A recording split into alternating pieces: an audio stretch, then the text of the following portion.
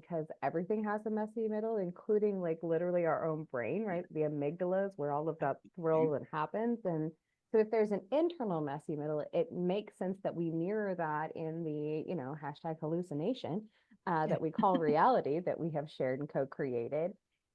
That's not surprising that our systems would create those systems. Right. That's my theory on that. So we have a doctor here. What do you think about that audacity?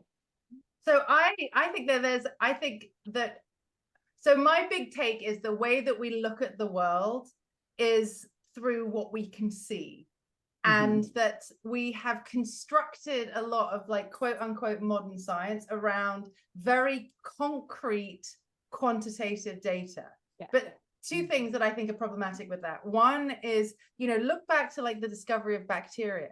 There were 3 people around the world who discovered it at approximately the same time. One ended up going insane in an insane asylum because everybody thought they were so incredibly crazy. But the theory that sort of pushed it through was they looked at why women in hospitals were dying during childbirth, whereas women at home were not.